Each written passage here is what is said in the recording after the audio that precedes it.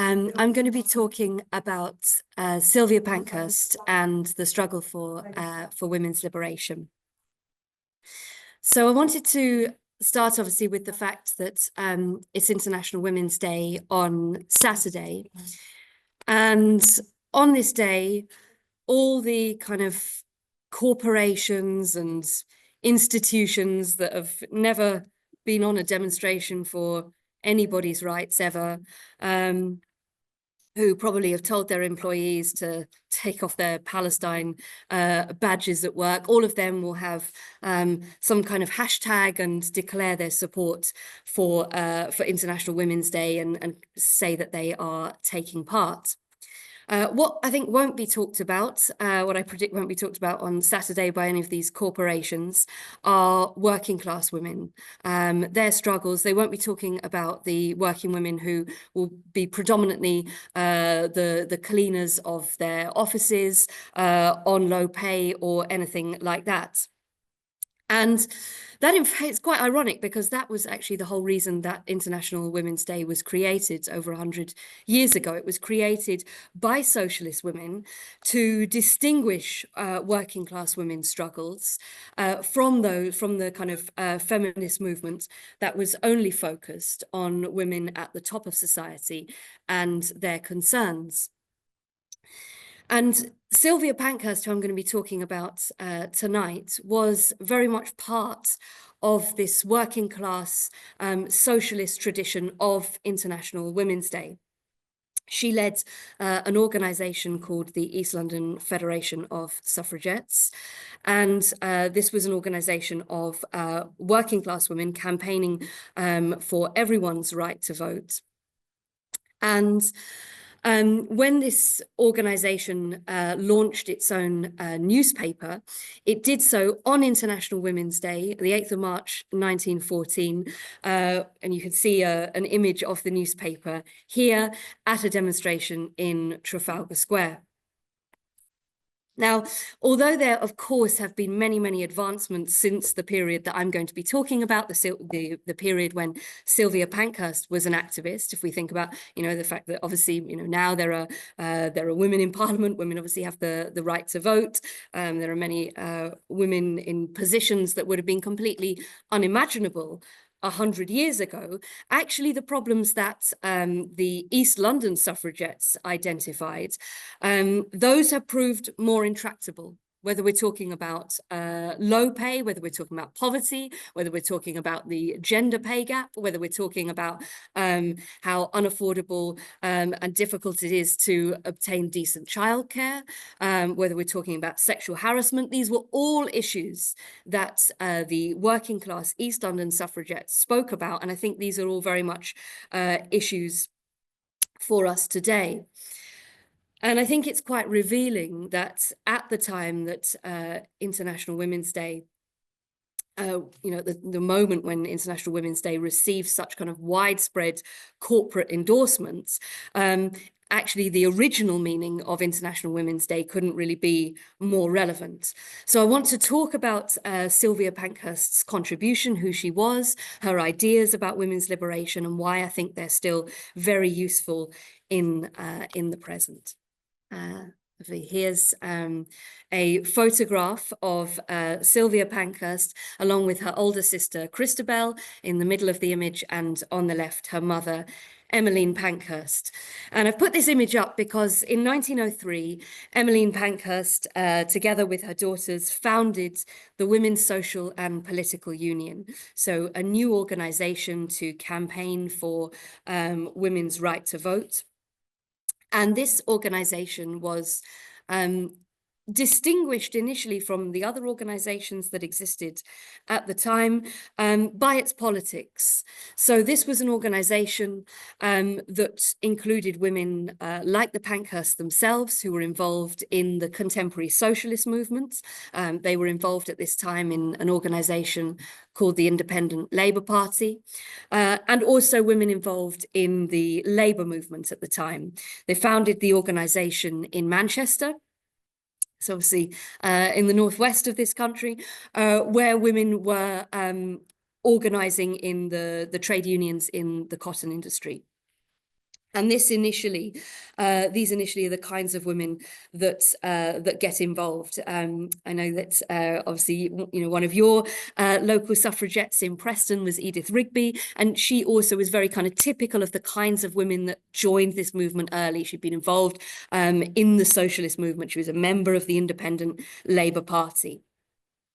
And it's that kind of, it's that sort of political allegiance that separates them from some of the other organizations, but it also influenced the kind of tactics that they are using. So these are women who are going to adopt direct action and civil disobedience to draw attention to their cause. This was something that was being undertaken at the time by the local labor movement, really in the run-up to the 1906 general election.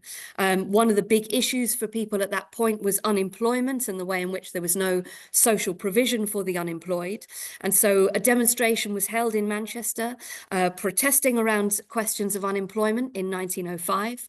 But then instead of departing that demonstration at the end, some people blocked a road, they were taken to court, and that hit the headlines. And this very much inspires the women involved in founding the Women's Social and Political Union. They also think about how they can make votes for women an election issue, and they decide to use the kind of direct action tactics being used by the Labour Party. So very famously, on the 13th of October 1905, Sylvia Pankhurst, in the middle of the screen here, together with Annie Kenney, who was a working woman. She worked in one of the cotton mills. She only had 9.5 fingers because one of her fingers had been torn off through working in a cotton mill where she'd worked since she was a child. Very famously, they go along to a Liberal Party rally. It's trying to persuade people to vote for the Liberal Party at the next election. And they ask the Liberal Party, if you become the next government, will you grant votes for women? And this was a bit awkward because the Liberal Party hadn't made up their mind on that issue. But usefully, it was only a woman asking a question, and women didn't have the right to vote, of course. So the politicians felt they could ignore the question. But these women refused to be ignored. They asked the question again. They then got up on their chairs. They unfurled a banner that said votes for women. And then when they were dragged out of the meeting onto the street outside, they then asked that question again, tried to hold a street meeting, were arrested, taken to court, and that hits headlines. But then even more sensationally, when they were taken to court and they were fined by the magistrate, they refused to pay the fine, and so they were sent to prison. And then that hits headlines all around the world, the fact that women were prepared to take that kind of action.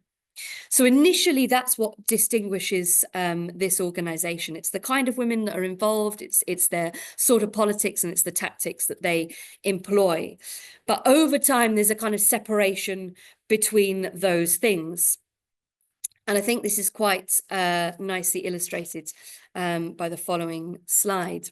So on the left of the slide here, what you've got is an image of the membership card that you would get when you joined the Women's Social and Political Union, the WSPU, around 1906, so really early on.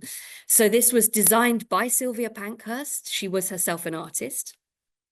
And you can see what's depicted here. Essentially, she's depicting working women in the northwest of the country, women who would wear clogs and shawl when they went to work.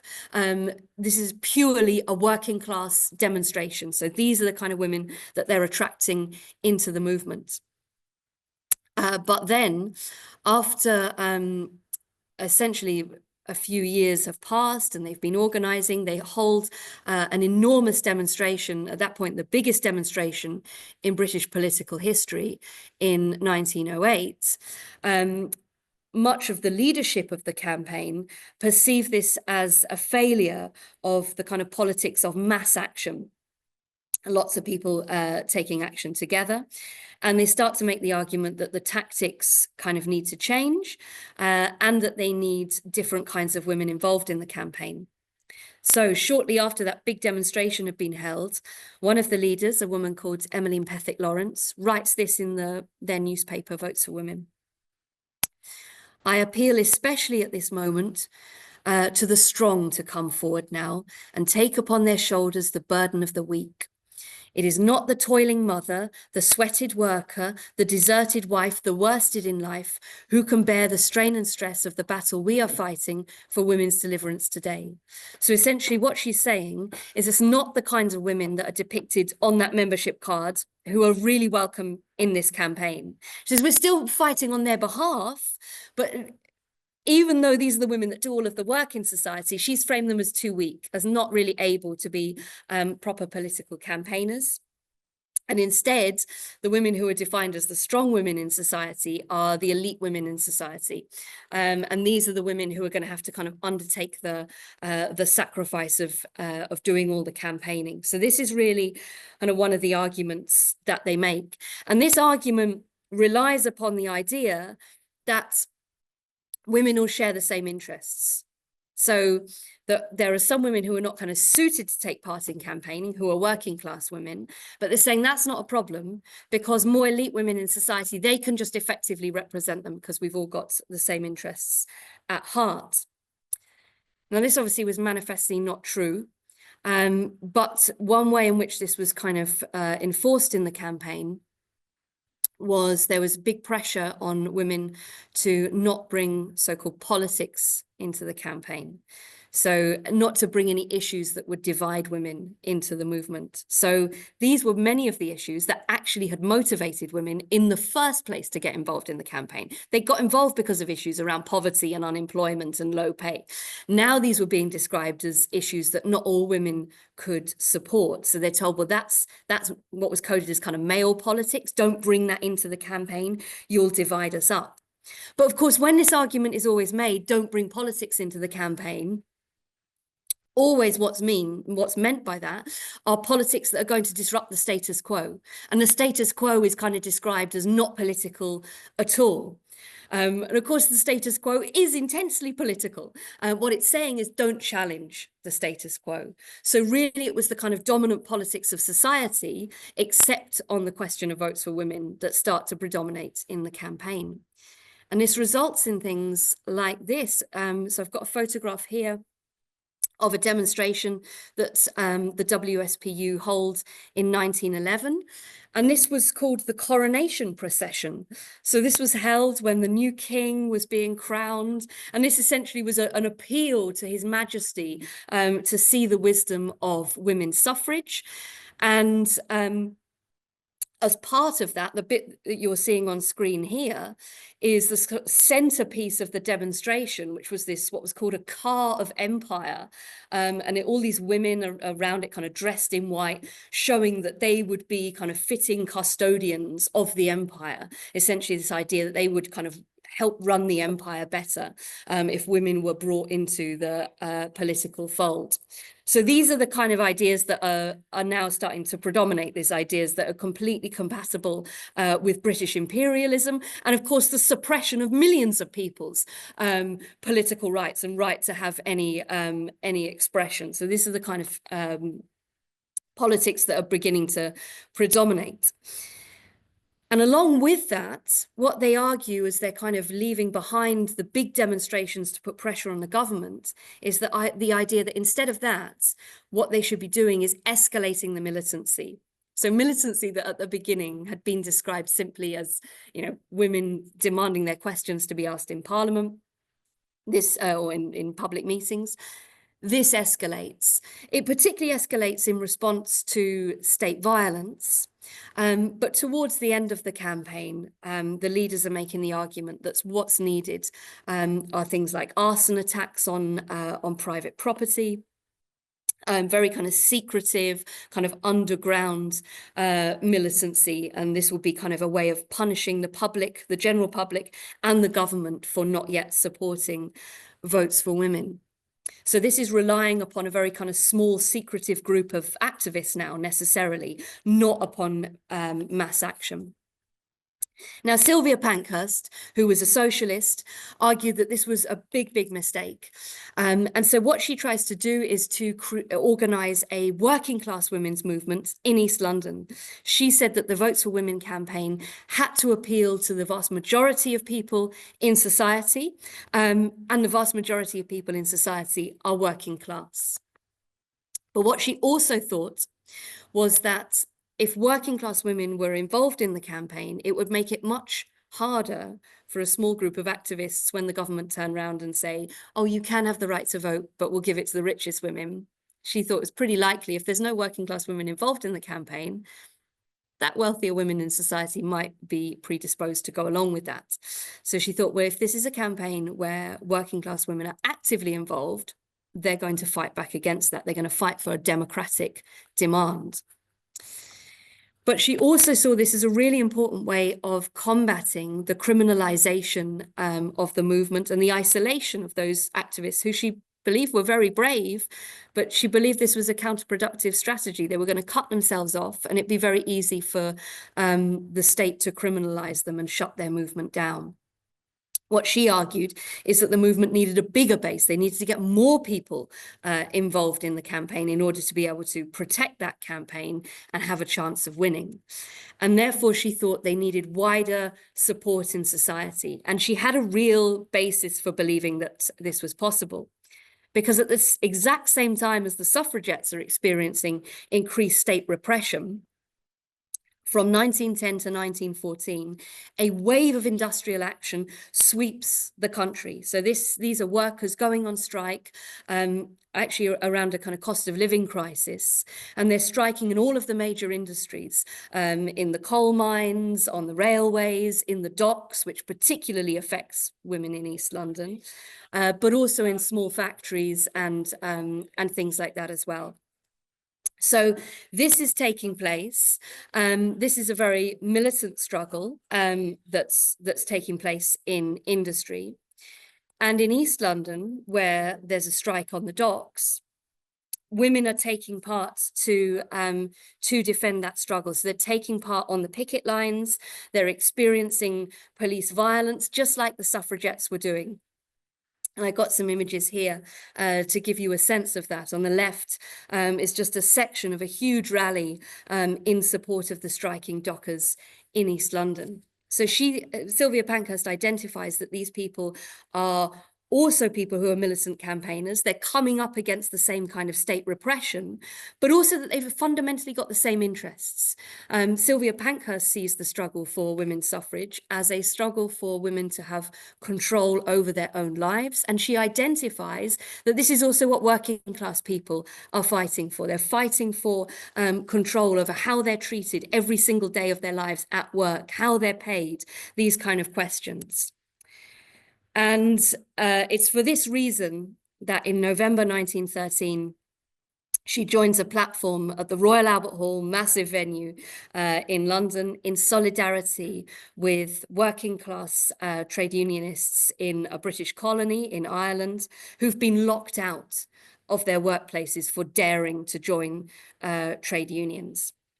For that solidarity action, for trying to link up the suffragette movement with the labour movement, and to some extent with an anti-colonial movement, Sylvia Pankhurst and the East London Suffragettes are expelled by the leadership of the Women's Social and Political Union. And of course, that's very personally painful for Sylvia Pankhurst because she is expelled by her own mother and her own older sister. But they continue to organise an independent campaign in East London. They continue to connect the political demand to the kind of social and economic changes that women in East London want to see. And I think you get a really good sense of that from the picture on the right of our screen here. So this is a picture of women, many of whom joined the East London Suffragettes. They are women who've gone on strike in 1914 from a packing factory, Morton's factory. And the photograph you can see here is of them whilst they're on strike on the picket line. They're tango dancing, apparently, in the street. It gives you a sense of the kind of confidence that that they've got, and it tells you a little bit about why women like that are being attracted to the East London Suffragettes. So these kind of links are being forged between industrial militancy and the militancy of the suffragette movement. This idea that if they came together, they would be strong enough to put this kind of pressure on the government.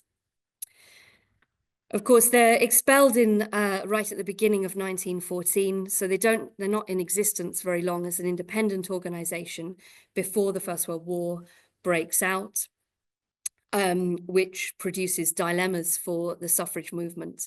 But really, the outbreak of the First World War exposes the two souls of the women's movement, because what's revealed when the British government joined the First World War is that the WSPU, the more kind of elitist campaign,